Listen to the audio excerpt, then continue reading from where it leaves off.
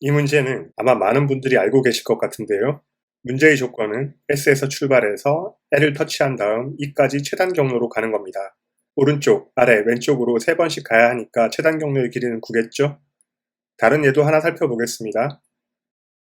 이제 찾아야 하는 경로가 어떤 것인지는 이해되셨을 거고요. 이 문제가 나름 유명한 이유는 매우 간단한 영리한 풀이가 있기 때문입니다. 그런데 안타깝지만 우리가 늘 최상의 착상을 떠올릴 수 있는 건 아니겠죠?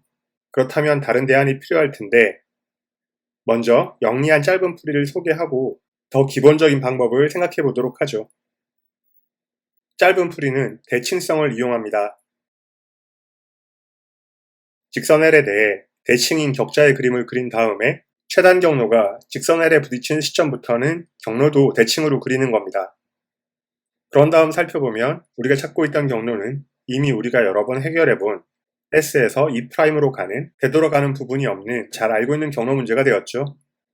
우리가 찾고자 하는 경로가 S에서 E'으로 가는 경로와 1:1 대응이 된다는 건 설명할 필요도 없을 것 같습니다. 9번의 움직임에서 아래로 움직이는 3번을 위치시키는 방법의 수는 93이란 것도 압니다. 현명한 풀이임에 틀림없습니다. 하지만 이런 풀이가 항상 척척 생각나는 건 아닐 것 같죠? 조금 더 시간이 걸리더라도 이런 문제를 해결할 수 있는 다른 대안이 필요합니다. 기본으로 돌아가죠. 예전 영상에서 경우의 수의 기초는 세기 쉽게 표현하는 것이라고 얘기했었습니다. 왼쪽 경로를 다시 그리면서 세기 쉬운 문자열로 표현해보죠. 이것이 우리가 교육과정에서 배웠던 겁니다. 앞서 사용했던 다른 경로도 문자열로 표현했습니다. 이제 뭘 해야 할지 감이 잡히시죠? 원하는 경로는 세 문자 R, L, T가 각각 3번 등장하는 문자열의 개수를 세는 것과 관련이 있습니다. 약간 주의가 필요한 것은 성급하게 9팩을 3팩의 3승으로 나누면 여기까지 온 게 아쉽게 됩니다. 지금 이 값은 앞서의 답과 다르니까 뭔가 문제가 있는데 오른쪽 왼쪽을 나타내는 R과 L을 모두 X로 바꾸고 생각해보면 뭐가 문제인지 이해하셨을 겁니다. R, L이 어떤 위치든 자유롭게 갈 수 있다면 위에 3팩들로 나눈 것이 옳을 겁니다. 하지만 지금 상황은 오른쪽으로 먼저 3번을 가서 직선 라지엘을 터치하기 전까지는 왼쪽으로 갈 방법이 없습니다. 따라서 R, L을 모두 X로 표현하더라도 첫 3개는 R에 대응되어야 되고 뒤에 3개는 L에 대응되어야 함을 압니다. 순서가 고정되어 있기 때문에 서로 다른 문자로 취급할 이유가 없습니다. 그러면 이는 곧장 X 6개, D 3개로 이루어진 문자열을 나열하는 것과 다를 바 없다는 사실을 알게 됩니다. 결국 93이 되었죠.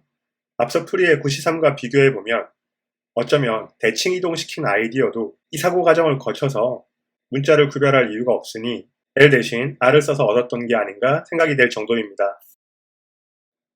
자, 이렇게 해서 우리는 2가지 풀이를 알아보았습니다. 영리한 짧은 풀이, 그리고 그 다음에는 경우의 수를 우리가 잘 셀 수 있는 대상으로 표현한 기본에 충실한 풀이, 이렇게 2가지를 알아보았죠. 이 문제와 관련해서 하나 더 언급하고 마무리하겠습니다. 좀 전 문제처럼 경우의 수가 아니라고 하더라도 최단 경로와 대칭이 모두 결부된 문제가 있지 않았을까?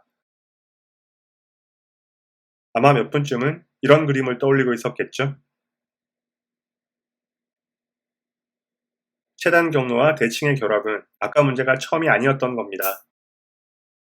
영상은 여기까지입니다. 수고하셨습니다.